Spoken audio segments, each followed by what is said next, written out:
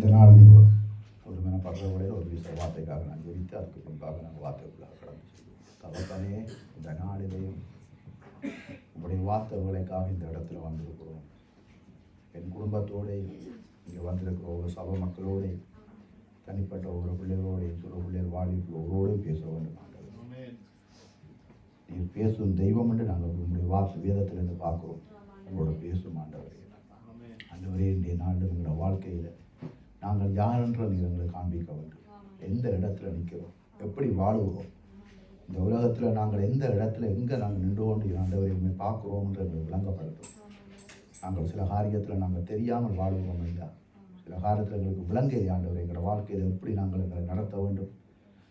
நீர் ஆண்டவரே, நீர் எங்கள்கிட்ட இருந்து எதிர்பார்க்குற காரியத்தில் நாங்கள் எப்படி நடக்க வேண்டும் என்ற சில உரைகள் தெரியாத ஆண்டவரே இந்த நாள் தெரியப்படுத்தும். முதலாவது நாங்கள் யார் என்றது முதல் எங்களுக்கு உணர்த்தி வைக்க வேண்டும். இன்றைக்கு ஆண்டவரே, இந்த நாளும் பார்த்தியே எனக்கு நான் இந்த இடத்துல நிற்கிறேன் என்று சொல்வதற்கு எனக்கு ஒன்றுமில்லை ஐயா. நான் அறிவில் குறைவுள்ளவன், ஞானத்தில் குறைவுள்ளவன். நீங்கள் என்னோட இருக்கிறீர்கள் என்று நம்பி இந்த இடத்துல வந்திருக்கிறேன். பரிசுத்தாவியான எனக்கு உதவி செய்வேன். பரிசுத்தாவியான ஒரு இருக்கிறார், நான் விசுவாசிக்கிறேன்.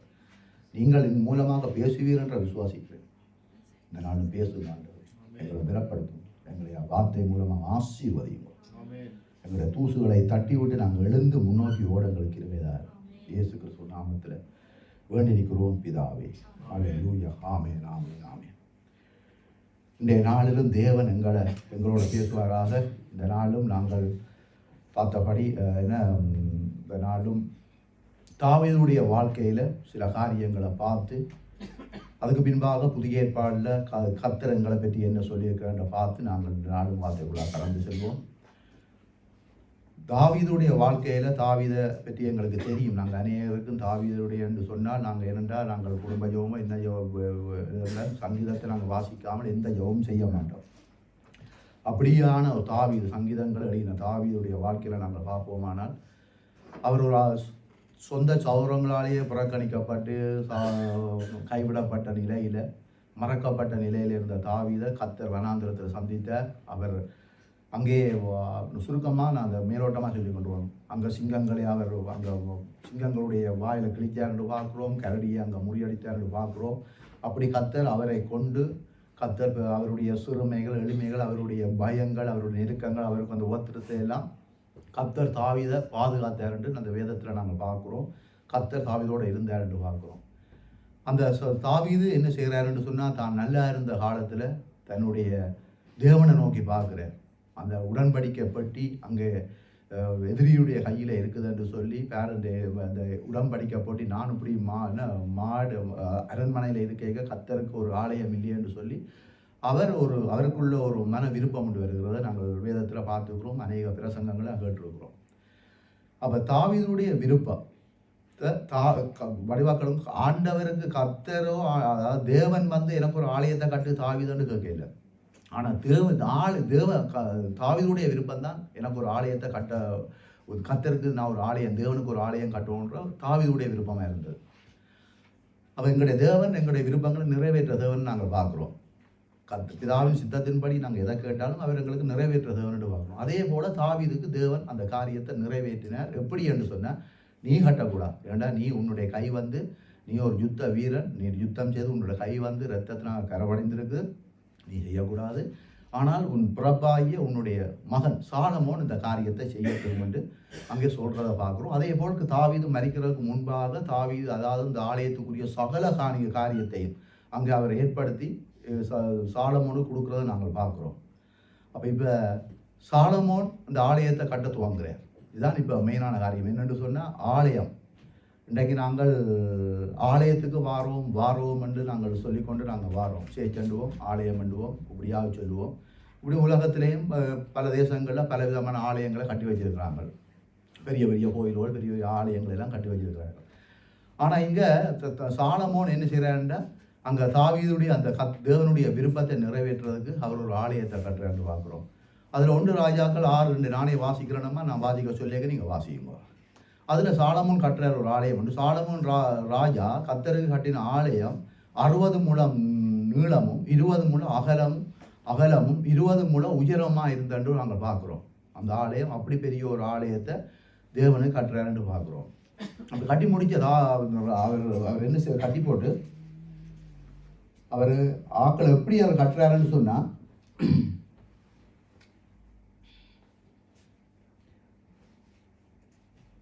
இதை வாசிங்க நான் சொல்கிற வசனத்தை. 1 ராஜாக்கள் 8வது அதிகாரம் 1 ராஜாக்கள் 8வது அதிகாரம் 29வது வசனம்.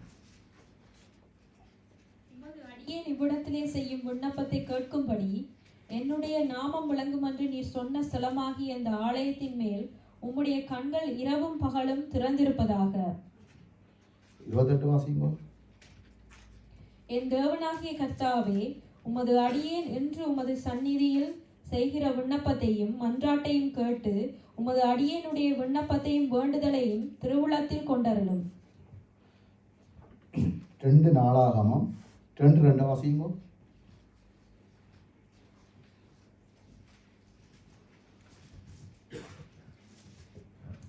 544வது பக்கத்தில் சுமை சுமக்கிறதற்கு 70,000 பேரையும் மலையில் மரம் வெட்டுகிறதற்கு 80,000 பேரையும் இவர்கள் மேல் தலைவராக 3,600 பேரையும் எண்ணி ஏற்படுத்தினான். எத்தனை பேரையா பாருங்க.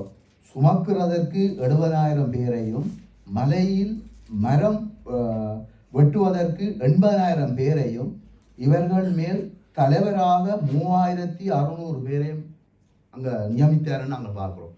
அப்போ இந்த ஆலயம் கட்டுறாங்க, இவ்வளோ பிரயாசப்பட்டு தாவீதுடைய விருப்பத்தை கர்த்தர் அந்த அங்கீகரித்த பிறகு அதை ஏற்றுக்கொண்ட பிறகு இப்படிப்பட்ட ஒரு ஆலயத்தை கட்டுறாருன்னு பார்க்குறோம். அப்போ யோசிச்சு பாருங்க, எத்தனை 80,000 பேர் 70,000 பேர் 3,000 பேர் அவங்கள மெயின்டைன் பண்ணுறதுக்கு ஒரு ஆலயம் கட்டப்படுதுன்னு நாங்கள் பார்க்குறோம். அப்படிப்பட்ட ஒரு ஆலயத்தை கட்டி முடிக்கிறாருன்னு நாங்கள் பார்க்குறோம். அப்படி முடித்தவர்களுடைய அப்போ அந்த முடிஞ்ச அப்புறம் அந்த ஆலயத்தில் என்ன நடக்குதுன்னு சொன்னால், அடுத்த வாசிங்க பாப்போம். நீங்கள் 1 ராஜாக்கள் 6ல் இருந்து படிங்க பாப்போம்.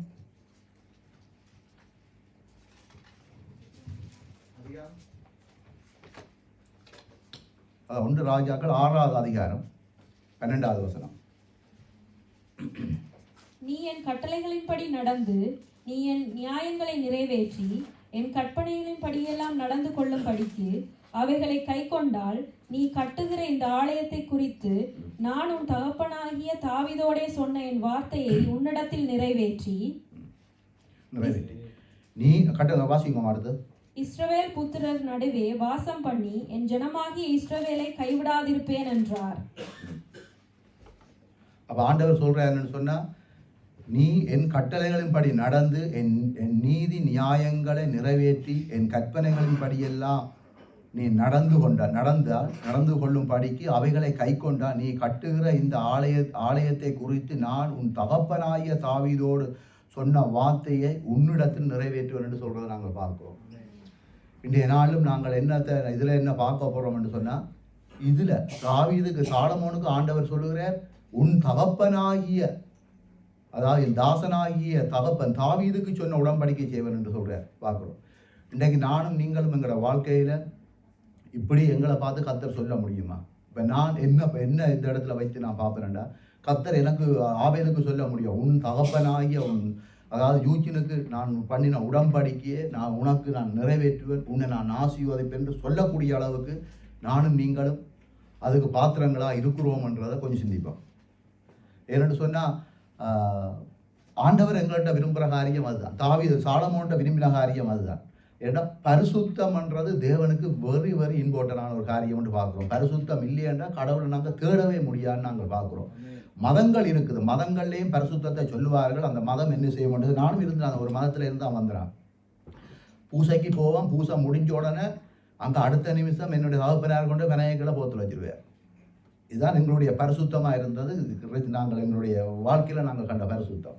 எத்தனையோ தேவாலயங்கள் இருக்குது, எத்தனையோ விக்கிரகங்கள் இருக்குது. இன்றைக்கு விக்கிரகங்கள் எடுத்து பார்க்க ஆலயங்களை பார்த்தா எத்தனையோ அருவருப்புகள் இருக்குது. அப்போ இதே காரியங்களை நான் இதை மேலோட்டம் எனக்கு, அதாவது நான் பின்னுக்கு எங்களை பார்க்குறக்க நான் மேலோட்டம் சொல்லி கொண்டு வரோம். அப்போ இப்படிப்பட்ட காரியங்களை இஸ்ரவேல் ஜனங்களும் செய்தார்கள் பார்க்குறோம். இந்த ஆலயத்தை இவ்வளவு பெருசாக கட்டின ஒரு ஆலயம், இவ்வளவு பெரிய ஒரு ஆண்டவர் தாவீதுடைய விருப்பத்தை நிறைவேற்றி சாலமோனை கொண்டு செய்து அங்கே ஆண்டவருடைய மகிமையில அப்படியே இறங்கினு பார்க்குறோம். அப்படியே நீங்கள் என்னண்டா நீங்கள் 6வது வசனத்தில் அப்படியே வாய்ச்சி கொண்டு வாங்க. நான் சொல்ல மட்டும் 14 மட்டும் வாசிங்களாமா, 14 மட்டும் வாசிங்க. அப்படியே சாலமோன் ஆலயத்தை கட்டி முடித்தான். இல்லை, கட்டி முடித்தான். அதுக்கு பிறகு ஆலயத்து சுவர்களின் உட்புறத்தை தளம் தொடங்கி சுவர்களின் மேல் மச்சு மட்டும் கேதுரு பலகைகளால் மூடி இப்படி உட்புறத்தை மரவேலையாக்கி ஆலயத்தின் தளத்தை தேவதாரி விருட்சங்களின் பலகையினால் தலைவரிசைப்படுத்தினான்.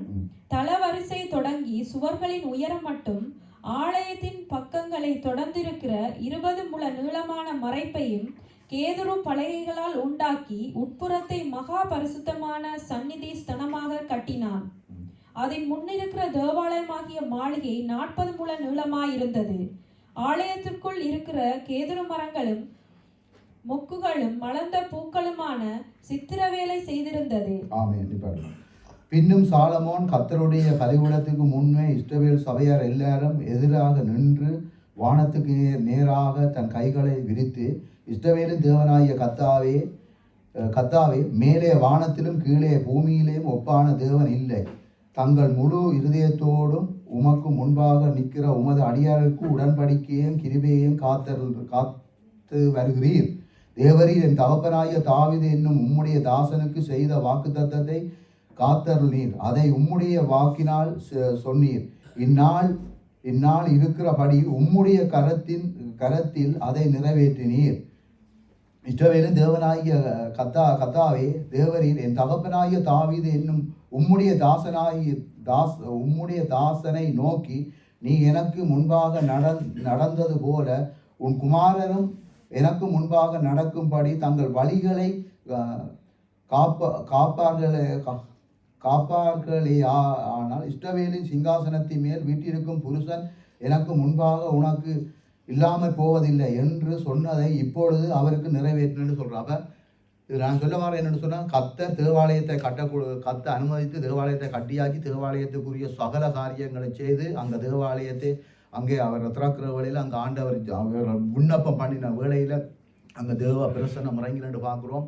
இப்படிப்பட்ட ஆலயத்தை அவர்கள் என்ன செய்தார்கள் என்று சொன்னால், ஆண்டவர் கொடுக்க அதைத்தான் சொல்கிறார், பரிசுத்தம் பரிசுத்தம் பரிசுத்தம். தாவீது எப்படி என்னுடைய தாசனாகிய தாவீது எப்படி உன் தகப்பன் எப்படி இருந்தாரோ அதே போல நீயும் இரண்டு சொல்லி இந்த பழைய ஏற்பாடில் நாங்கள் பார்க்குறோம். ஆனால் இதுக்கு பிறகு பார்ப்போமான சொன்னால், அவர்களுக்குள்ள இருந்த பாவம் வேசித்தனங்கள் இப்படியான அருவருப்பு நிமித்தமாக அந்த தேவாலயம் அங்கே எரிக்கப்படுறதை நாங்கள் பார்க்கக்கூடிய அளவுக்கு இருக்குது. இதில் பாருங்க, எரேமியா சொல்லுகிறார், பரதேசியை எரேமியா சொல்றார், எங்கள் பிதாக்கள் உம்மை துதித்த பரிசுத்த மகிமையுள்ள எங்களுடைய ஆலயம் அக்கினிக்கு இரையாகி இன்பமான எங்களுடைய ஸ்தானங்கள் எல்லாம் பாழாயின என்று சொல்லப்படுறதை நாங்கள் பார்க்கிறோம். கர்த்தருக்கு விருப்பமில்லாத அருவருப்பான காரியம் செய்தால் நிச்சயமாக கர்த்தர் அழிப்பார். நாங்கள் சில வேளையில் நினைக்கிறது, நாங்கள் செய்கிறதெல்லாம் செய்து ஓட்டி இதில் 4 பாட்டை பாடி 4 துதித்தால் ஆண்டவர் எங்களை மன்னிப்பார் என்று நாங்கள் நினைக்கிறோம். நாங்கள் நேற்றைக்கு நேற்றைக்கு நாங்கள் டெலிஃபோனில் யாரோட என்ன கதைச்சோம் என்று நாங்கள் அவர்கள் சிந்திச்சு பார்ப்போம். நாங்கள் இப்போ வரைக்க கூட சபையில் வரைக்க கூட எப்படி நடந்தோம் என்ற கொஞ்சம் சிந்திச்சு பார்ப்போம். ஏன்னா பரிசுத்தம் இல்லைன்னா இந்த இடத்துல நாங்கள் வந்து நிற்கிறதுல எந்த அர்த்தமும் இல்லை. இதுக்கு என்ன இல்லைன்னு நாங்கள் பார்க்குறோம். எனவே ஆண்டவர் எங்கள்கிட்ட விரும்புகிற காரியம் பரிசுத்தம். அதாவது அந்த ஆலயம், தேவனுடைய ஆலயம் அங்கே நிரந்தரமாக இல்லாததுக்கு போனது காரியம் பரிசுத்தம் இல்லைன்னு பார்க்குறோம். அப்போ அதான் வேதம் சொல்லுகிறது, அவர் முந்தின ஆலயத்தை பார்க்கிலும் பிந்தின ஆலயம் ஒன்று இருக்குது. வேதத்தை 2 ஆலயத்தை பற்றி சொல்லப்பட்டிருக்கிறது, முந்தின ஆலயம் பிந்தின ஆலயம் என்று. அப்போ இந்த முந்தின ஆலயம் மனுஷனால் கட்டப்பட்ட ஆலயம் என்று நாங்கள் பார்க்குறோம், கைகளினால் கட்டப்பட்ட ஆலயம் என்று பார்க்குறோம். ஆனால் பிந்தின ஆலயம் ஒன்று இருக்குது. பிந்தின ஆலயம் தேவனே அந்த ஆலயமாக இருக்கிறான்னு பார்க்கும். கர்த்தராகிய இயேசு கிறிஸ்து அந்த ஆலயமாக இருக்கிறான்னு பார்க்கும். இதுக்கு ஆதாரமாக நீங்கள் எடுத்து படிக்கலாம்.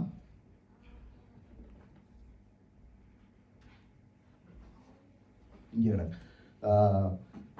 யோவான் 2வது அதிகாரம் 19வது வசனம், 126வது பக்கம். இயேசு அவர்களுக்கு பிரதியுத்தரமாக, இந்த ஆலயத்தை இடித்து போடுங்கள், 3 நாளைக்குள்ளே இதை எழுப்புவேன் என்றார்.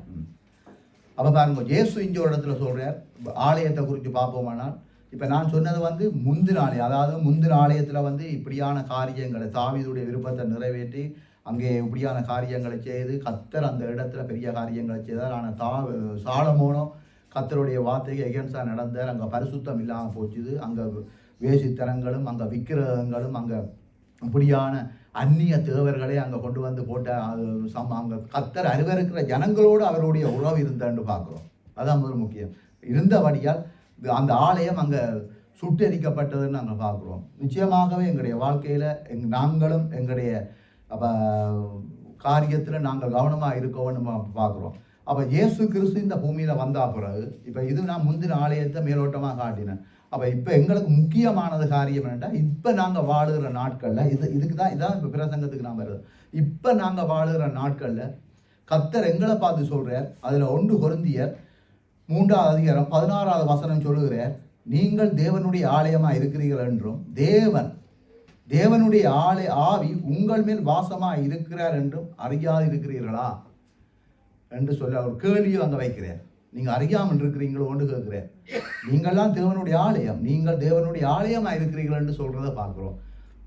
அப்போ புதிய ஏற்பாட்டில் வந்து கர்த்தராகிய இயேசு கிறிஸ்துவை நாங்கள் ஆண்டவரால் இரத்தத்தினால் நாங்கள் கழுவப்பட்டு மீட்க. ஏன்னா நாங்களும் பழைய ஏற்பாட்டு சடங்குகளை தான் நாங்கள் ஒரு காலத்தில் நாங்கள் கடைப்பிடிச்சு கொண்டு இருந்தாங்க. நாங்கள் இப்போ விக்கிரகங்களை கும்பிட்டு கொண்டு இருந்தாங்க.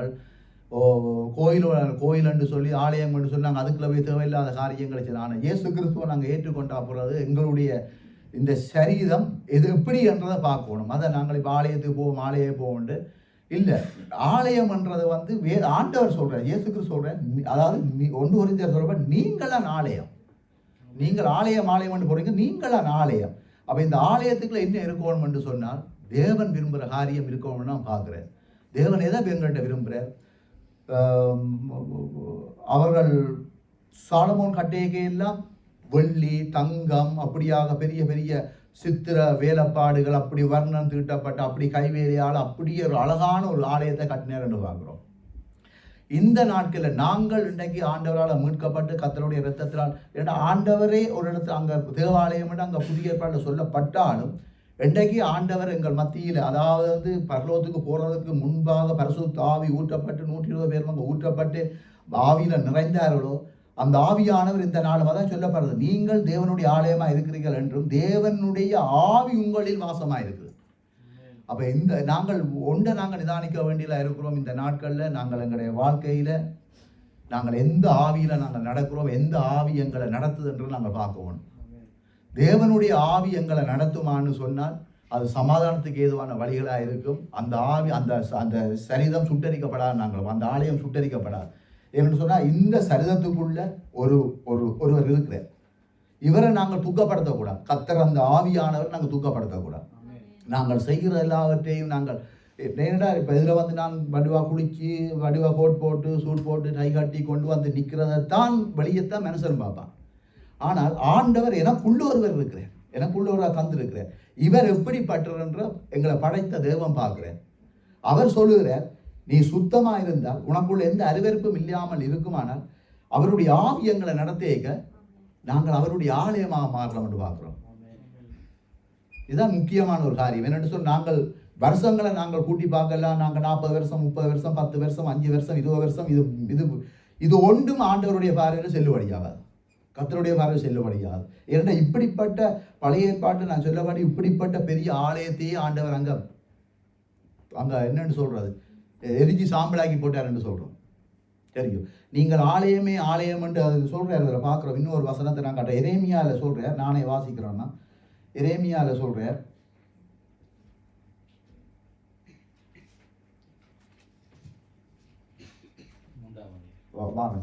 எரேமியா 7வது அதிகாரம் 4வது வசனத்தை சொல்லுங்க.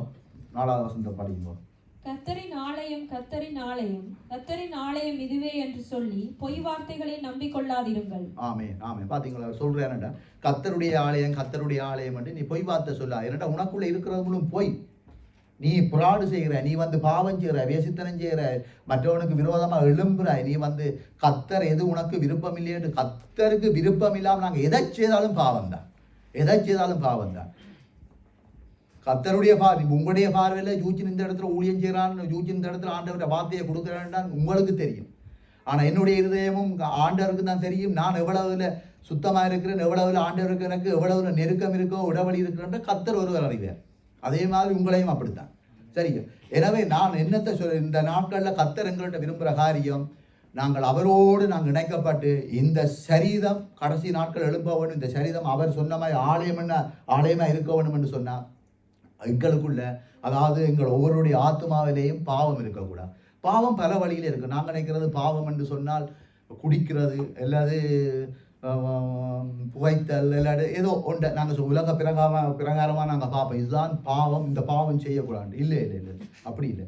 நீ உன் சகோதரனை உன் சகோதரன் நீ வந்து தேவையில்லாமல் நீ கதைப்பாண்டு 2 பேர் சேர்ந்து ஒரு சபையில், நான் உதாரணத்துக்கு சபையில் 2 பிள்ளைகள் சபையில் ரசிக்கப்பட்டு சபையில் ஆண்டவருக்குள்ளே இருக்கிற பிள்ளை 2 பேர் இன்னொருதனை பற்றி கதைப்பாண்டா அங்கே பரிசுத்தாவிக்கு விரோதமாக நீ பாவம் செய்கிறாய். அதில் எந்த மாற்று கருத்தும் இல்லை. ஏன்னு சொன்னால் அவனை மீட்கேக்க அவனுக்கும் அங்கே ஜெபிச்சு முத்திரிக்கப்பட்டு பரிசுத்தாவியை பெற்றிருக்கிறான். இதே போல் நானும் உதாரணத்துக்கு நானும் தம்பியும் சேர்ந்து ஒரு விளையாக்கப்படுறத கதைக்கிறோம் என்று சொன்னால் என்னையும் தம்பியை வேண்ட 2 பிள்ளை ஆண்டவருடைய பிள்ளைகள் கதைக்கையே கர்த்தர் உற்று நோக்கி பார்க்குறாராம். அப்போ இதுவள் வந்து எங்களோட நினைவில் இருக்கவன். அப்போ கர்த்தர் நிச்சயமாகவே ஏன்னா அந்த ஆவி அவருக்கு அந்த சோதனைக்குள்ள இருக்க ஆவியை துக்கப்படுத்துகிறோம். கர்த்தரை எங்களை நாங்கள் வேதனைப்படுத்தி கொண்டு துக்கப்படுத்தி கொண்டு போகிறத பார்க்குறோம். இதால் கூட எங்களுடைய ஆலயம் கெடுக்கப்படும் என்றால் பார்க்குறோம். இதுதான் இது.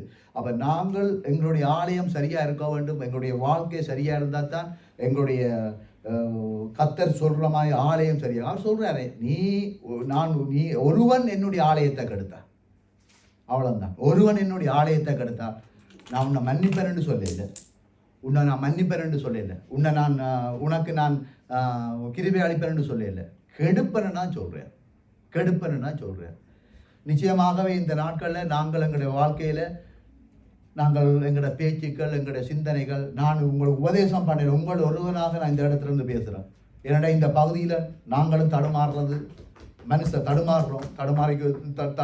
தடுமாறி போகலாம். ஆன முறையில் நாங்கள் இதில் கவனமாக இந்த வார்த்தைகளை நாங்கள் கேட்க வேண்டியிருக்கு. நாங்கள் ஊழியம் என்று சொல்லி கொண்டு போட்டு நாங்கள் அவரை பற்றி கதைச்சி இவரை பற்றி கதைச்சி அவரை நியாயம் தீர்த்து கொண்டு நாங்கள் இருப்போமானால் நிச்சயமாக பார்வைக்கு நாங்கள் ஊழியக்காரனாக தெரியும் ஒழிய கர்த்தருடைய பார்வையில் நாங்கள் எப்படி என்றதை நாங்கள் சாதகர்கள் எங்களுடைய சிந்தையோர்கள் எங்களுடைய இருதயத்திற்காக தட்டி நாங்கள் கேள்வி கேட்டால் நல்ல. அதான்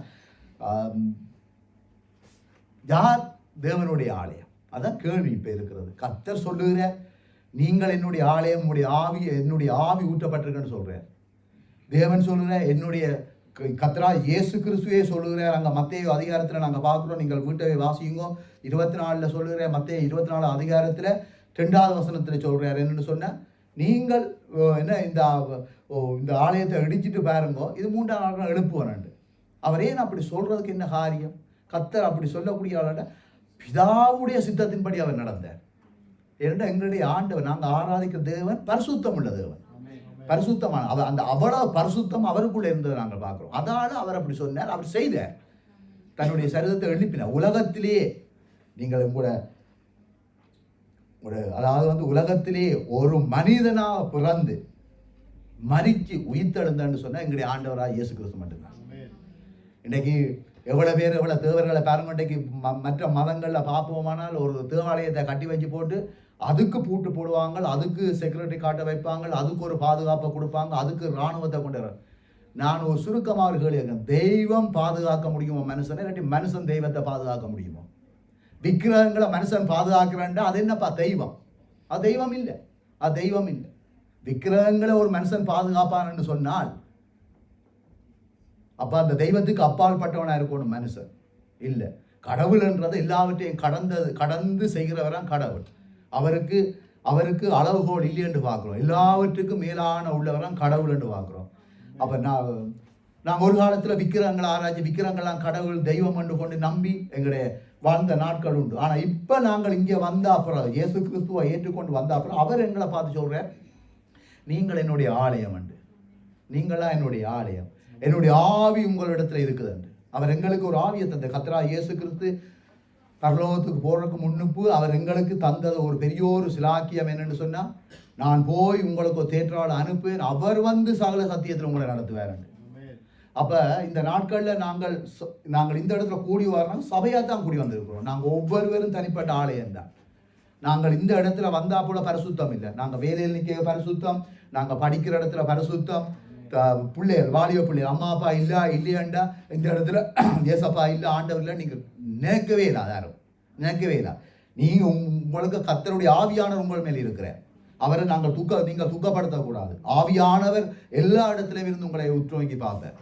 அப்போ நீங்கள் அப்படி கர்த்தருக்கு எல்லா நேரத்திலும் நீங்கள் பயத்தோட நடுக்கத்தோடு இருக்க கர்த்தர் உங்களுக்குள்ள இருந்து வாசம் செய்து அவர் உங்களுடைய சரிதை உங்களுடைய உங்களுக்கு வருகிற எல்லா ஆபத்து நெருக்கத்திலையும் அவர் பாதுகாக்க அந்த ஆவியானவர்களை போதும் என்று பார்க்குறோம். அப்போது கர்த்தர் சொல்லுவா போல அந்த ஆலயம் பரிசுத்தமுள்ள ஆலயமாக இருக்கும்னு நான் பார்க்குறோம். அந்த ஆலயத்தை ஆண்டவர் கெடுக்க மாட்டார். ஆண்டவர் சிம்பிளா சொல்ற, ஆண்டவர் பாவம் இருந்தால் அங்க கர்த்தர் நிச்சயமாக ஆண்டவர் தாவீது எவ்வளவு பெரிய ஒரு மனிதன், தாவீது எவ்வளவு பெரிய கர்த்தருக்கு ஒரு பிரியமான மனிதன் என்று வேதம் சொல்லுகிறது. அப்ப ஆண்டவர் அட்ஜஸ்ட் பண்ற ஆண்டவர் இல்லை, அவர் நீதி செய்யறது. நாங்கள் நினைக்கலாம் செய்யறதெல்லாம் செய்து போட்டு எங்களுக்கு ஏற்ற மாதிரி வசனத்தை மாற்றி கொண்டு வரோம். இன்னும் வசனத்துக்கு ஏற்ற மாதிரி தான் நாங்கள் மாற கொண்டு ஆண்டவர் விரும்புகிறார் ஒழிய எங்களுக்கு ஏற்ற மாதிரி வசனம் மாற்றுறதுக்கு ஆண்டவர் அனுமதிக்க மாட்டார், விரும்ப மாட்டார். அது ஆபத்தில் முடியும்னு நாங்கள் பார்க்குறோம். எனவே நாங்கள் மாற வேண்டும், நாங்கள் மாறவும். இந்த நாட்களில் எங்களுடைய வாழ்க்கையில் ஒவ்வொருவருக்கு தெரியும் நாங்கள் என்ன சுபாவத்தோடு இருக்கிறோம், என்ன நிலையோடு இருக்கிறோம், என்ன தரிசனத்தோடு இருக்கிறோம், என்ன எதை பற்றி எங்களுடைய பார்வை இருக்குதுன்றதை நாங்கள் பார்ப்போம். நிச்சயமாக நான் சொல்கிறேனே, ஒரு அதாவது நானோ நீங்களோ யாரையும் பற்றியும் நாங்கள் ஜட்ஜ் பண்ணக்கூடாது. ஜட்ஜ் பண்ணக்கூடாது, அது கர்த்தருக்கு அது பிரியமில்லாத காரியம் என்று பார்க்குறோம். கர்த்தரை நாங்கள் துக்கப்படுத்த காரியம் நாங்கள் பார்க்குறோம். இதுதான் பாவம் என்று நாங்கள் நினைக்கக்கூட நாங்கள் அதை செய்யலை இது செய்யலை. ஆனால் மனுஷன்தான் விலையினந்தான். சில வழியில் நாங்கள் சில குறைவுகளை கழிச்சிட்டு போகிறோம். நாங்கள் என்ன கர்த்தரான் நியாயம் தீர்க்கிறது, கர்த்தரான் ஜட்ஜ் பண்ணுறது. ஆனால் நாங்கள் சில வழியில் கண்டு ஆண்டவருடைய காரியத்தை நாங்கள் எங்களை கையில் எடுக்க பார்க்குறோம். எடுத்து போட்டு அவன் அப்படி இவன் இப்படி இதால் எங்களுக்கு வர வேண்டிய ஆசீர்வாதங்கள் தடைப்பட்டு கொண்டு போயிடும். எனவே நாங்கள் இந்த நாட்களில் எங்களுடைய சரிதத்தை நாங்கள் காக்க வேண்டும். இந்த சரிதத்தை நாங்கள் தேவன் விரும்புகிற பிரகாரமாக நாங்கள் எங்களோட வழிகளை நாங்கள் காத்து கொண்டு நடப்போமானால் நிச்சயமாக பரிசுத்த ஆவியானவர் இருந்து அவர் தனக்கு வேண்டிய வழியில் அவர் எங்களை நடத்த அவர் வல்லமை உள்ள ஆண்டவராக இருக்கிறார். ஏன்னா கர்த்தராகிய இயேசு கிறிஸ்து அதைத்தான் செய்தார். அவர் பிதாவின் சித்தத்தில் செய்ய பாருங்க. அவரை பிடிக்க வந்தவர்கள் கூட இயேசுவை தெரியாமல் இருந்தவளையில் நான் தானோன்னு பின்னிட்டு விழுந்தாங்கன்னு பார்க்குறோம். ஏன்னா இயேசு கிறிஸ்துவோடைய அவ்வளவு அவருடைய அந்த கர்த்தராகிய இயேசு கிறிஸ்துவோடைய அந்த பரிசுத்தம் அவருக்குள்ள இருந்த அந்த ஒரு மகிமை அங்கே நெருங்க விடையிலன்னு பார்க்குறோம். அவர் எந்த இடத்துலையும் கர்த்தரை எந்த இடத்துலையும் யாராலையும் குற்றம் சொல்லிடலாம் போச்சுட்டு பார்க்குறோம். நானும் நீங்களும் இப்படி இருக்கிறோம். இதுதான் முக்கியம். நாங்கள் சபைக்கு கூடி நாங்கள் பாடி ஆராதித்து நாங்கள் எங்களோட நேரங்களை ஏதோ ஒரு வளமை போல இல்லாத வண்ணமாய் நாங்கள் ஆராய்ஞ்சோம். எனக்கு இந்த வசனங்களை எனக்கு இந்த பிரசங்கத்தை எடுக்க எனக்கு ஆவியில் எனக்கு ஏவினது தான். நாங்கள் எந்த இடத்துல நிற்கிறோம், நாங்கள் ஒவ்வொரு வாரம் ஆராதனை செய்கிறோம், அதை செய்கிறோம், இதை செய்கிறோம், கொண்டாட்டம் அது இதண்டு எல்லாமே செய்து கொண்டு போகிறோம். ஆனால் வேதத்தை நாங்கள் உலகத்தில் நடக்கிற சம்பவங்களை பார்த்தா கடைசி காலமாக இருக்குதுன்னு நாங்கள் பார்க்குறோம். விளிம்பில் நிற்கிறோம் எல்லாரும். நாங்கள் கடைசி காலத்தில் விளிம்பில் நிற்கிறோம்னு நாங்கள் பார்க்குறோம். நின்று கொண்டு நாங்கள் எதில் எங்களுடைய சரிதத்தை குறித்தான எவ்வளவு நாங்கள் பாரப்படுகிறோம், எவ்வளவு எங்களை கர்த்தர் இந்த சரிதத்துக்குள்ள வச்சிருக்கிறாரே இந்த ஆத்மா, இதை குறித்து எங்களுடைய பாரம் என்ன, எங்களுடைய இது என்னன்றது தான் ஆண்டவர் எனக்கு உணர்த்தினபடியத்தான் உங்களோட நான் இதை பகிர்ந்து கொள்கிறோம். எனவே நாங்கள் கர்த்தர் விரும்புகிற ஒரு காரியம் இதுதான். நாங்கள் தேவன் சொல்லுகிறேன், இது என்னுடைய ஆலயம், நீங்கள் ஒவ்வொருவரும் கர்த்தருடைய ஆலயம். உங்களை இன்னொருவர் பார்த்து உங்களை அசட்டை பண்ணலாம், மனுஷன் பார்த்து உங்களை வெட்கப்படுத்தலாம், அசட்டை பண்ணுவானோ, நீங்கள் அதை கணக்கே எடுக்காதீங்க. அது கணக்கு எடுக்காதீங்க. நீங்கள் வெளியேற பெற்ற நானும் நீங்களும் வெளியேற பெற்ற நாங்கள் கர்த்தருடைய சிலுவையில் அவர் எங்களை இரத்தத்தை சிந்தி அவருடைய ஜீவனை கொடுத்து எங்களை சம்பாதித்து அவர் எங்களை மீட்டு இருக்கிறார். அவர் அந்த மீட்ட தெய்வம் எங்கள்கிட்ட விரும்புகிற காரியம், அவர் விரும்புகிற காரியம், அவருடைய சொல்படி நாங்கள் கேட்டு நடப்போமானால் நாங்கள் அவருடைய ஆலயமாக அவருடைய தரிசனத்தை நாங்கள் சுமக்கிறவர்களாக நாங்கள் இருந்தோம்டா நிச்சயமாக அவர் எங்களோட இருந்து அவர் எங்களை நடத்துவார் என்று பார்க்குறோம். அப்போ பாவம் அதாவது நாங்கள் கர்த்தருடைய வார்த்தைக்கு இஸ்ரவேல் ஜனங்களுடைய வாழ்க்கையில் அதுதான் நான் கூறிட்டு அவர்கள் இஸ்ரவேல் ஜனங்களை பார்த்து ஆண்டவர் சொல்லுகிறேன், இஸ்ரவேல் ஜனங்கள் எப்போ பார்த்தாலும் முறுமுறுக்கிற ஜனங்களாக இருந்தார்கள். அவர்களை ஒரு கால ஆண்டவர் தண்டிப்பார், பிறகு கொஞ்சம் அப்படியே லூஸ் பண்ணி விடுவார், பிறகு அடிப்பார், பிறகு விடுவார். இதுதான் இஷ்டவேலி ஜனங்கள். அப்போ இந்த சுபாவம் எங்களுக்குள்ளே இருக்கக்கூடாதுன்னு ஆண்டவர் விரும்புகிறேன் இந்த நாட்களில். ஆனால் என்ன சொல்லுங்க, அவர்களுக்கும் எங்களுக்கும் ஒரு வித்தியாசம் இருக்குன்னு சொன்னால், அவர்களுக்கு இவ்வளவு வேதத்தையும் ஆண்டவர் எழுதி பைபிள் இருந்தோ தெரியாது இந்த கையில் இல்லை, சரியா? மற்றது இவ்வளோ பிரசங்கம் கேட்குறாங்க, கேட்டிருப்பினோ தெரியாது. ஆனால் எனக்கும் உங்களுக்கு கிருபையினால கர்த்தர் எத்தனையோ வார எத்தனையோ பிரசங்கங்களை கேட்குறோம், சரியா? இன்றைக்கு எங்கே இந்த இடத்துல இன்றைக்கு அநேகர் இல்லை. எங்கே உலகம் அது இதுன்னு சொல்லி தங்களை காரியங்களை போவாங்க, தங்களை தாங்களே கெடுத்து கொண்டு போகிறாங்க. நான் கேட்குறேன், அதாவது கர்த்தருடைய வார்த்தைக்கு நாங்கள் மாறுபாடாக நடந்தாலே பாவம்தான். அதில் என்ன நாங்கள் சில வழியில் நினைக்கலாம் என்று சொன்னால், அந்த பழைய ஏற்பாடில் அந்த பரிசுத்தவான் இப்படி ஒரு தவறை செய்தவரானே, அவரை ஆண்டவர் மன்னிச்சவரானே, தாவீது இப்படி ஒரு இடத்துல விழுந்தார், அவரை மன்னிச்சார். மோசையை இப்படி செய்யக்கூடாது, அவர் அங்கே கண்மலையில் அடித்தார், குழால் அடித்தார், ஆண்டவர் அவரை மன்னிச்சார், அவரை அப்படி செய்தவரானே. ஆபிரகாமுக்கு ஆண்டவர் நீ உத்தமனா இரண்டு, அதுக்கு முன்னுக்கு அவர் தவறு செய்கிறவர்கள புற சொல்கிற, நீ உத்தமாக நடந்து கொள்ளுன்னு சொல்கிறாரு. அப்போ அவையெல்லாம் செய்த வழியே நாங்களும் எங்களோட வாழ்க்கையில் சில வேலை அட்ஜஸ்ட் பண்ணிக்கொண்டு அப்படி இப்படி போகலாம் தானே என்று கூட எங்களோட மாமிசம் அப்படி இடம் கொடுக்கும். பிசாசு அதை ஓதுவான் எங்களுக்குள்ள. நாங்கள் அதுக்கு இடம் கொடுக்கக்கூடாது. சபைக்கு ஓய்வு நாள் என்று சொன்னால் ஓய்வு நாள் தான். அந்த ஓய்வு நாளில் ஆண்டவருடைய சமூகத்தில் நாங்கள் நிற்க வேண்டாம், நீ நின்றே ஆக வேணும். அது ஓய்வு நாள், கர்த்தருடைய நாள். அது கர்த்தருடைய நாளில் நாங்கள் நாங்கள் எந்த ரீசனையும் சொல்லிடாது, எந்த காரணகர்த்தான் சொல்லிடாது. அப்போ இதுவெல்லாம் ஒரு வகையான கர்த்தருக்கு விரும்பாத ஒரு காரியங்கள். அப்போ இதுவரை நாங்கள் செய்து கொண்டு, நான் சொல்கிறேன், உண்மையாக சொல்கிறேன், நாங்கள் ஒரு கொஞ்சம் நாங்கள் ஜெபிக்காம விட்டாலே கிடையாது. நீங்கள் வடிவாக நீங்கள் உணர்ந்து பார்ப்பீங்களான்னு உங்களுக்கு தெரியும், நீங்கள் அனுபவப்பட்டிருப்பீங்க. கொஞ்சம் நாங்கள் ஜெபிக்காம விடுவோம்னு சொன்னால் கொஞ்சம் கிடையாது, இருதயம் ஆட்டம் காணும். அப்போ நாங்கள் ஆலயத்துக்கு கர்த்தர் வர சொல்கிறேன். என்னென்னு சொன்னால், வேதம் சொல்லுகிறது சபை கூடுதலை மற்றவர் விட்டது கூட நீ விடாதேன்னு சொல்கிறேன். நீங்கள் சபையை கண்டிப்பாக நாங்கள் கூடி ஆக வேணுமென்றது வேதம் சொல்லுகிறது. நீ ஆலயம் கூடன்னு அங்கே எழுதையில் சபை. அப்போ நாங்கள் ஒவ்வொருவரும் ஆலயமாக இருக்கிறோம். தனிப்பட்ட முறையில் கர்த்தர் எங்களை பார்க்குற நீ ஒரு ஆலயம். இதுக்குள்ள எல்லா மகிமையும் உனக்கு தந்திருக்கிறேன். உன்னை நான் அலங்கரித்து உன்னை நான் படைச்சிருக்கிறேன். எவ்வளோ எங்களை அழகாக படைச்சிருக்கிறேன் சொல்லுங்க. எவ்வளோ எங்களை ஒவ்வொருவரும் விதமாக எங்களை படைச்சிருக்கிறேன். எங்களை முகங்கள் ஒவ்வொரு முகங்கள் எவ்வளோ ஒரு முக வித்தியாசமான முகங்கள் எப்படி அழகாக எங்களை படைச்சிருக்கிறார் ஆண்டவர். அப்போ இந்த இந்த சரிதத்துக்குள்ள அவர் தன்னுடைய மகிமையை தந்திருக்கிறார், தன்னுடைய ஆவியை தந்திருக்கிறார். இந்த ஆவியை நாங்கள் துக்கப்படுத்தக்கூடாது. நாங்கள் எவ்வளவுத்தை நாங்கள் பிரசங்கத்தை கேட்டு போட்டு நாங்கள் செய்து போட்டு நாங்கள் கர்த்தருடைய ஆவியை நாங்கள் துக்கப்படுத்துகிறோம்னா இது பின்னுக்கு பரிதவிக்கப்பட்ட ஒரு வாழ்க்கையாக போயிடும். வேதம் ஆண்டவர் சொல்கிறதான், என்னுடைய ஆலயம் உன்னை நம்பி இந்த ஆவியை தந்திருக்கிறேன். நீ நல்லா இருப்பாய், நீ பரிசுத்தமாக இருப்ப, நீ சுத்தமாக இருப்பேன்னு உன்னுடைய ஆவியை அவருடைய ஆவியங்களை தந்திருக்கிறேன். இந்த ஆவியை நாங்கள் அவிச்சு போடக்கூடாது. என்னுடைய குடும்பமாக சரி, வந்திருக்கிற சகோதர சரி, நாங்கள் எங்களோட ஆவியை அவிக்கக்கூடாது. கர்த்தரை நாங்கள் துக்கப்படுத்தக்கூடாது. இந்த சரீரம் கர்த்தருடைய வருகையில் நாங்கள் மறுரூபமாக்கப்படும். இயேசு கிறிஸ்து பாருங்க, இயேசு கிறிஸ்துடைய வாழ்க்கையில் அவர் சொல்லுகிற இந்த சரீரத்தை நீங்கள், அதாவது இந்த ஆலயத்தை நீங்கள் இடிச்சு போடுங்க, 3ஆம் நாள் நான் இதை எழுப்பி காட்டுறேன்னு சொல்கிறேன். சொல்லி போட்டு இதில் கணக்கு இருக்குது. மத்தேயு 26:61 சொல்லலாம், மத்தேயு 27:40 இருக்குது, மார்க் 13:2 இருக்குது, இதில் மார்க் 14:57 சொல்லப்பட்டிருக்குது, லூக்கா 21:6 சொல்லப்பட்டிருக்குது, யோவானில் நாங்கள் இப்போ வாங்கிச்சிருக்கிறோம். இப்படியாக பல முறை ஆண்டவர் அப்படி ஒரு இடத்துல சொல்லல, பல நேரத்தில் சொல்லியிருக்கிறேன். நீங்கள் இடிச்சு போடுங்க. இந்த ஏன்னா பெரிய ஆலயத்தை காட்டி இந்த கல் ஒரு கல்லுக்கு மேலே ஒன்று இல்லாமல் இடிஞ்சு போகும்னு சொல்கிறேன். ஆனால் இயேசு கிறிஸ்து சொல்கிறேன், இடிச்சு போடு, நான் எழுப்புறேன். ஆனால் அவர் எழும்பினாப்புறது எப்படி இருந்தார்? அவருடைய எழும்பினாப்புறது அவரோடு இருந்த மரியாள் தோட்டக்காரன் என்னென்னு பார்க்குறோம். அங்கே அவர் பேசிக்கொண்டு எம்மாவை போய்க்க அவர்கள் இயேசு கிறிஸ்துவா தெரியல. ஏன்னாட்டா அங்கே அவர் மரித்து உயிர்த்தெழுந்த அப்புறம் மகிமையின் சரிதத்தை அவர் அங்கே தரித்து கொண்டாரு நாங்கள் பார்க்குறோம். அப்போ இந்த நாட்களில் நாங்கள் எல்லாரும் மறிக்க போகிறது உண்மைதான். நாங்கள் யாரும் 500 வருஷம் 1000 வருஷம் 2000 வருஷம் இருக்க போகிறது இல்லை. நாங்கள் எல்லாரும் மறிக்க போகிறது. கர்த்தருக்குள்ளே மறிக்க வேணும். கர்த்தர் விரும்புகிற பிரகாரமாக எங்களோட சரீரம் இந்த பூமியில் அசைவாட வேண்டும்.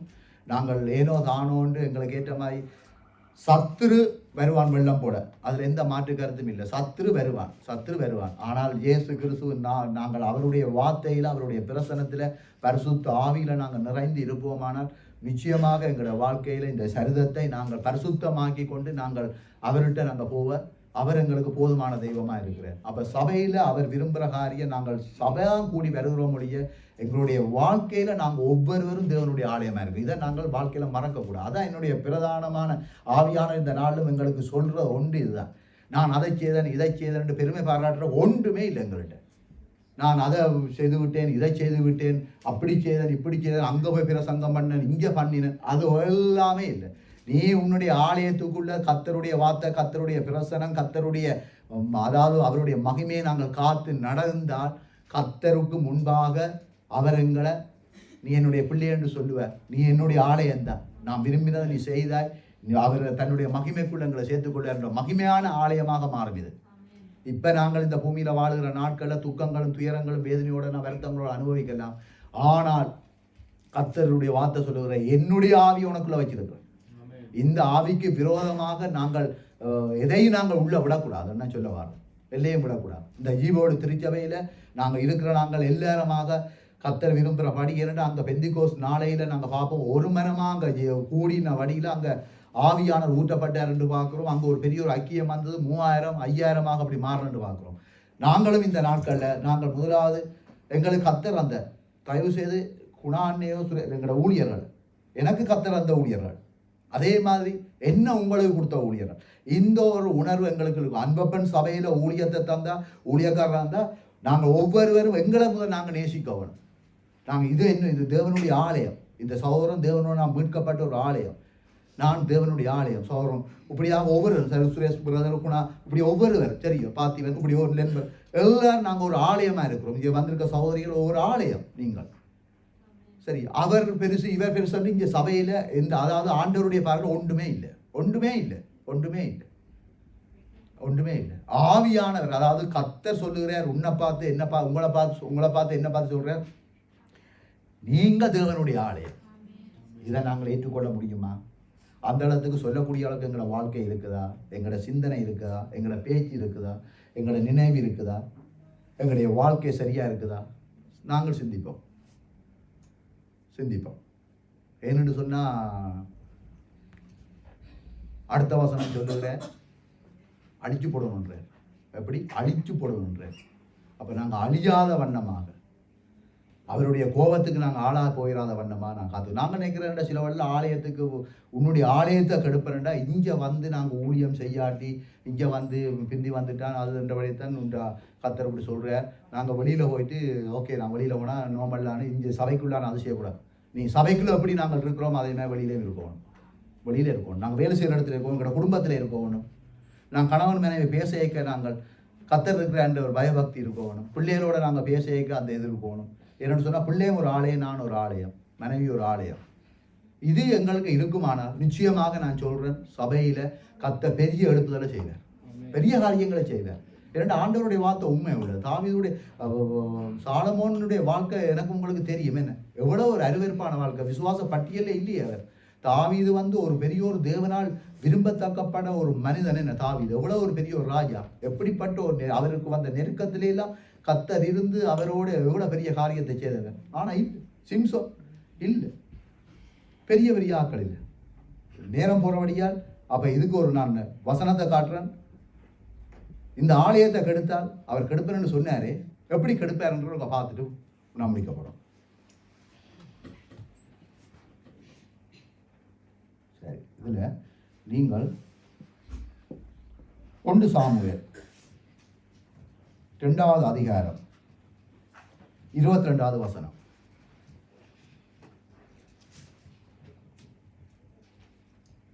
ஏலி மிகுந்த கிழவனாயிருந்தான். அவன் தன் குமாரன் இஸ்ரவேலுக்கெல்லாம் செய்கிற எல்லாவற்றையும் அவர்கள் ஆசாரிப்பு கூடாரத்தின் வாசலில் கூட்டம் கூடுகிற ஸ்திரீகளோட சயனிக்கிறதையும் கேள்விப்பட்டு அவர்களை நோக்கி, நீங்கள் இப்படிப்பட்ட காரியங்களை செய்கிறது என்ன? இந்த ஜனங்கள் எல்லாரும் உங்கள் பொல்லாத நடக்கைகளை சொல்ல கேட்கிறேன். என் குமாரரே வேண்டாம், நான் கேள்விப்படுகிற இந்த செய்தி நல்லதல்ல. கர்த்தருடைய ஜனங்கள் மீறி நடக்கிறதற்கு காரணமாயிருக்கிறீர்களே. மனுஷனுக்கு விரோதமாக மனுஷன் பாவம் செய்தால் நியாயாதிபதிகள் அதை தீர்ப்பார்கள்.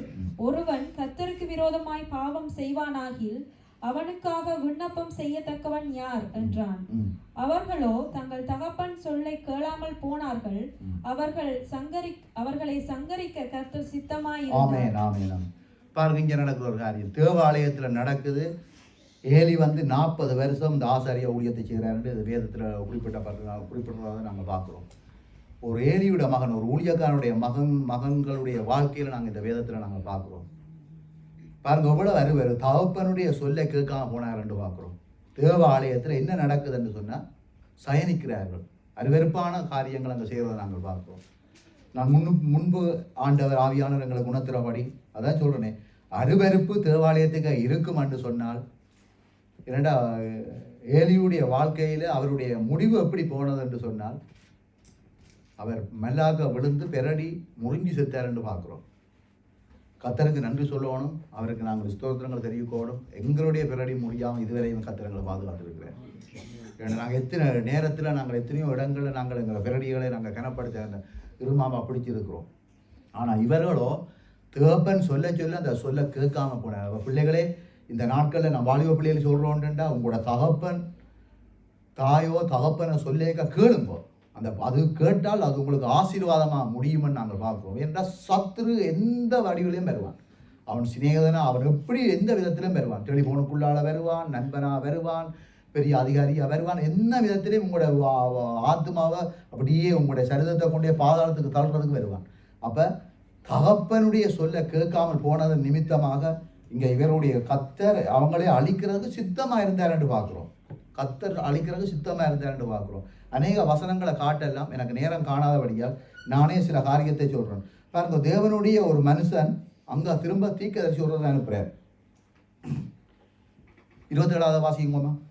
தேவனுடைய மனுஷன் ஒருவன் ஏலியினிடத்தில் வந்து, கர்த்தர் உரைக்கிறது என்னவென்றால், உன் பிதாவின் வீட்டார் எகிப்திலே பார்வோனின் வீட்டில் இருக்கையில் நான் என்னை அவர்களுக்கு வெளிப்படுத்தி என் பலிபீடத்தின் மேல் பலியிடவும் தூபம் காட்டவும் சமூகத்தில் ஏபோத்தை தரிக்கவும் இஸ்ரவேல் கோத்திரங்களில் எல்லாம் அவனை எனக்கு ஆசாரியனாக தெரிந்து கொண்டு உன் பிதாவின் வீட்டாருக்கு இஸ்ரவேல் புத்திரருடைய தகன பலிகள் எல்லாம் கொடுக்கவில்லையா?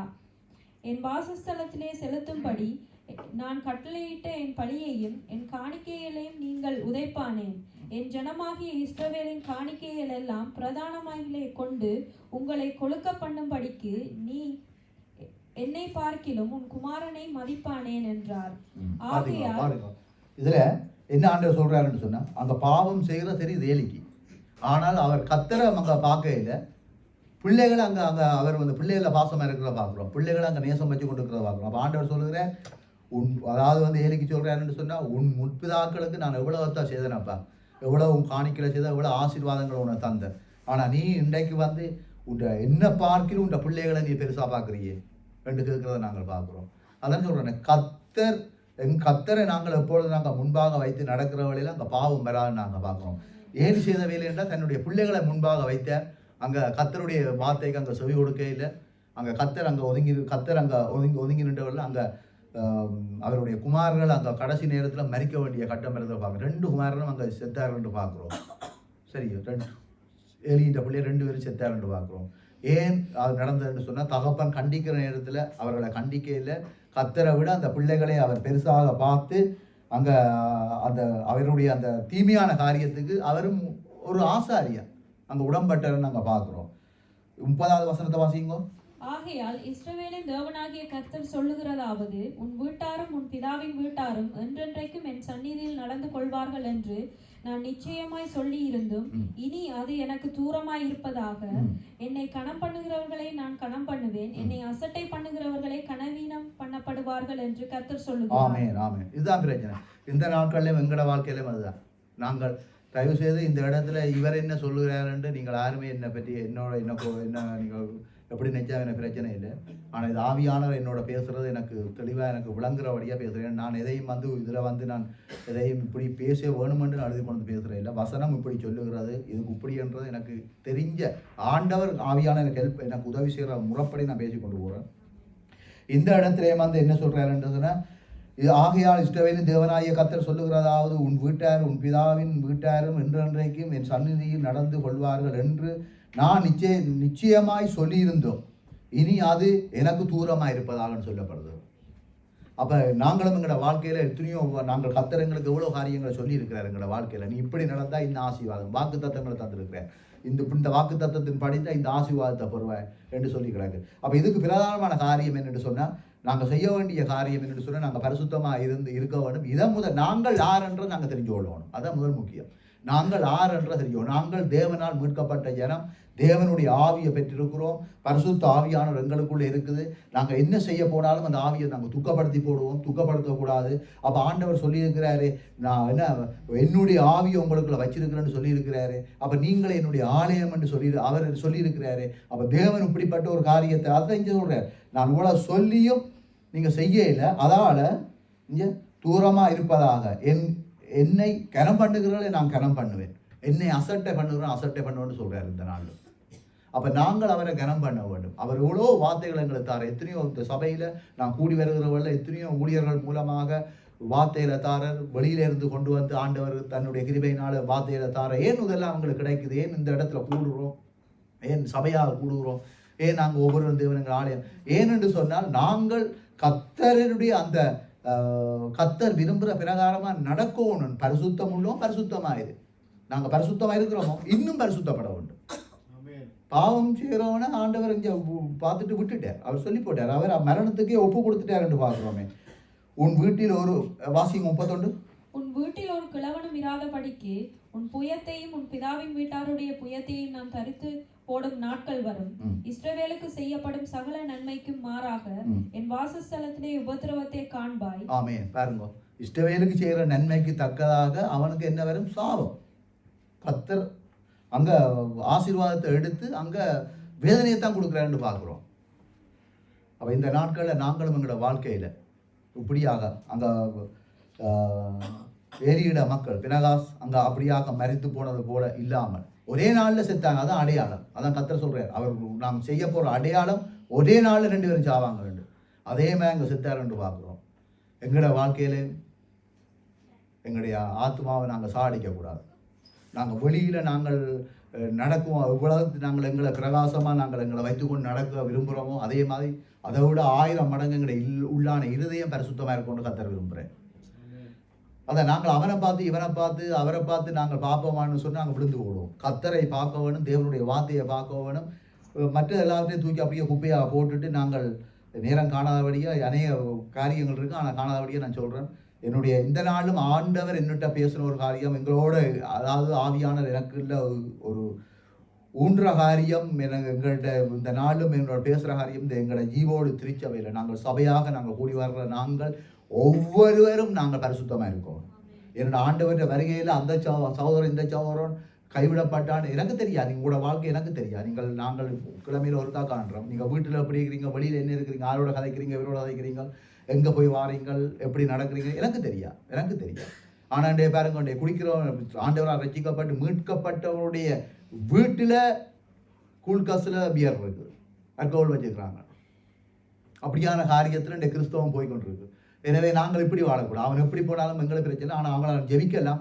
ஆனால் எங்களை நாங்கள் முதலாவது காத்துக்கொள்ளும். எங்களுக்கு தந்த சரீரத்தை நாங்கள் இந்த ஆலயத்தை நாங்கள் கொண்டு போகணும். தேவன் எங்களுக்குள்ளே இருந்து பெரிய காரியங்களை செய்யணும் என்றால் நாங்கள் பரிசுத்தமாக இந்த எங்கள் சரீரத்தை காக்கணும். சிம்சோன்னு எனக்கு நல்ல ஒரு சிம்சோன்ல காரியத்தில் அநேக காரியங்களை கற்றுக்கொள்ளலாம். எவ்வளோ ஒரு தேவனுடைய அதாவது கர்த்தருடைய காரியத்துக்காக பிறந்த ஒரு மனுஷன் தான் சிம்சோன். இப்போ மோசே கூட அப்படி இல்லை. 40 வருஷம் 40 அங்கே 80 வருஷத்துக்கு பிறகு ஆண்டவர் தன்னுடைய காரியத்துக்கே எடுத்தாருன்னு பார்க்குறோம். ஆனால் சிம்சோன் அப்படி சிம்சோன் பிறக்கைக்கே கர்த்தருடைய ஊழியத்தை செய்கிறதுக்கிட்டே அங்கே வேதத்தை வாசிச்சா தெரியும். பிறக்கிறதுக்கு அவர் பிறந்ததே அவர்கிட்ட ஊழியத்தை செய்கிறதுக்கிட்ட பிறந்த மனுஷன். ஆனால் என்ன நடந்தது?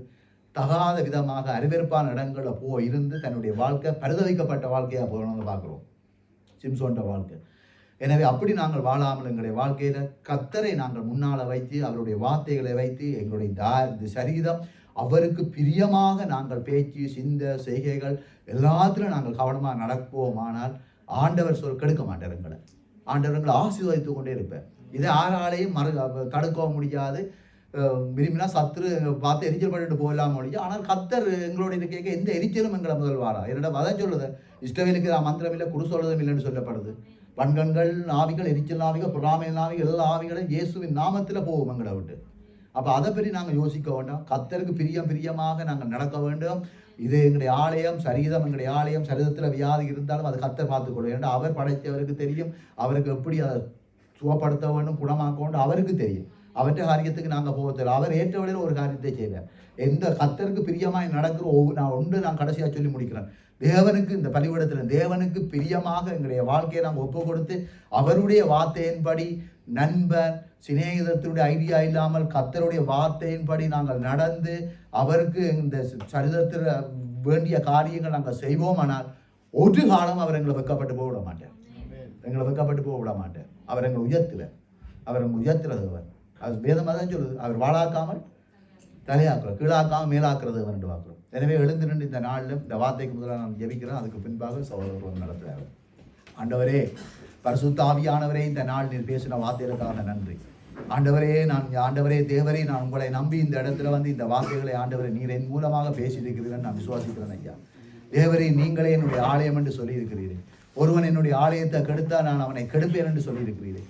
தேவரே, இதுவரை இந்த நிமிஷத்திலிருந்து கடந்து போன நாட்களில் எங்களுடைய வாழ்க்கையில் எங்களுடைய வாழ்க்கையில் நாங்கள் சரி இருக்கலாம், தடுமாறி இருக்கலாம், நாங்கள் ஆண்டவரே விழுந்து போயிருக்கலாம். ஆண்டவரே தேவரே, இந்த நாளும் எங்களை மன்னிக்க வேண்டும். எங்களை மன்னித்து இந்த நாளும் நீங்கள் எங்களுக்குள்ள இருக்க வேண்டும். பரிசுத்த ஆவியானவர் இருந்து உங்களுடைய ஆலயமாக எங்களை மாற்றும் ஆண்டவரே. தேவரே, நாங்கள் உங்களுடைய வருகையில் நாங்கள் யாருமே கைவிடப்பட்டு போகக்கூடாது ஆண்டவரே. தேவரீர் நாங்கள் யாரும் வெக்கப்பட்டு போகக்கூடாது ஆண்டவரே. தேவன் எங்களை கெடுத்தாரென்று இல்லாத வண்ணமாக ஆண்டவரே தேவரீர் கர்த்தரங்களை ஆசீர்வதித்தாரென்று ஆண்டவரே உலகத்து ஜனங்க புற ஜாதியார் கேள்விப்படக்கூடிய அளவுக்கு கர்த்தரங்களை உயர்த்த வேண்டும் என்று மண்டாடுகிறேன் ஆண்டவரே. அங்கே சாலமோன் தேவாலயத்தை கட்டின போது ஆண்டவரே நீர் சகலத்துக்கு நீர் அங்கே அனுமதி கொடுத்தீர பார்க்குறோம் ஐயா. தேவரீர் எல்லாவற்றையும் கட்டி முடிந்து தேவன் அங்கே அவர்கள் ஜெபித்த வேளையில் கர்த்தருடைய மகிமை கூட அங்கே இழந்து இறங்கினு பார்க்குறோம் ஐயா. ஆனால் அதுக்கு பிற்பாடு ஆண்டவரை அவர்கள் உங்களுடைய ஆலயத்தை ஆண்டவரை கெடுத்து போட்டார் என்று பார்க்குறோம் ஐயா. ஆலயம் என்று சொல்லுகிறீரே என்று அங்கே பார்க்குறோமே. அங்கே ஆலயத்தில் அங்கே ஒன்றுமே இல்லையே, கர்த்தருடைய பிரசனம் இல்லை, கர்த்தருடைய மகிமை இல்லை. அந்த ஆலயம் சுட்டரிக்கப்பட்டது பார்க்குறோமே. இந்த நாட்களில் தேவரீர் எங்களுடைய ஆலயம், இந்த சரிதமான இந்த ஆலயம் சுட்டரிக்கப்படாமல் ஆண்டவரே தேவரீர் கர்த்தருடைய மகிமையில் இந்த ஆலயம் பிரவேசிக்க வேண்டும் என்று மன்றாடுகிறேன் ஆண்டவரே. கர்த்தாவே, இந்த நாள் உங்களுடைய கரங்களில் ஆண்டவரே இந்த வார்த்தைகளை ஆண்டவரே உங்களுடைய கரங்களிலிருந்து பெற்றுக்கொண்டதுக்காக நன்றி சொல்லுகிறோம். ஆவியானவரே, இந்த வார்த்தையை கேட்டு நாங்கள் இதைப்படி விட்டு விடாமல் நாங்கள் நடக்க எங்களுக்கு உதவி செய்யும். எத்தனையோ பேர் ஆண்டவரே நீங்கள் சொன்னது போல முன் பிதாக்கள் ஆண்டவரே ஆசீர்வாதத்தை பெற்றார்கள். எவ்வளவு நான் உங்களை ஆசீர்வதிக்க இல்லையா, எல்லாவற்றையும் ஆசீர்வதித்து எல்லாமே செய்தேனே. ஆனால் இன்றைக்கு நீங்கள் இப்படி நடக்கிறீங்களே அங்கே ஏலியை பார்த்து சொன்னது போல ஆண்டவரே இந்த நாள் எங்களை பார்த்து சொல்லக்கூடாது. இன்றைக்கு எத்தனையோ ஜனங்கள் இந்த சபையில் இல்லையா ஆண்டவரே. எவ்வளவு ஆசீர்வாதத்தை நீ கொடுத்திருக்கிறீர். இந்த சபையில கூடி வந்து நாங்கள் ஆராதிக்கிற வேளையில, துதிக்கிற வேளையில, ஜபித்த வேளையில எல்லாம் எங்களுடைய சிறையிருப்பை மாற்றி எங்களை ஒவ்வொருவரையும் ஆண்டவர் உயர்ந்த ஸ்தானத்தில் வைத்திருக்கிறீர். ஆனால் இன்றைக்கு அநேக ஜனங்கள் ஓய்வு நாளில் இல்லையா ஆண்டவரே. இது உங்களுடைய கட்டளை ஆண்டவரே. இந்த கட்டளையை கூட வரும் காலங்கள் அவர்கள் நிறைவேற்ற வேண்டும். அதுக்குரிய மாதிரி ஆண்டவரே அவருடைய வாழ்க்கை மாற வேண்டும். தேவனுடைய ஆலயத்தை, தேவனுடைய ஆண்டவரை கூடுதலை யாருமே விட்டுவிடக்கூடாது ஆண்டவரே. வரும் நாட்களில் தேவரீர் அவர்களுக்கு வழிகளையும் வாசலையும் உண்டு பண்ணி கொடுக்க வேண்டும் என்று மன்றாடுங்க ஐயா. நீர் பேசின வார்த்தைகளுக்காக நன்றி. அடியேன் உங்களுடைய கரத்தில் ஒப்பு தருகிறேன். என் மூலமாக உங்களுடைய வாய்கள் என் வாயிலிருந்து புறப்பட்டதுக்காக நன்றி சொல்லி கர்த்தராகிய இயேசு கிறிஸ்துவின் வல்லமையுள்ள நாமத்தில் ஜெபிக்கிறேன். ஜீவனுள்ள நல்ல பிதாவே, ஆமென்.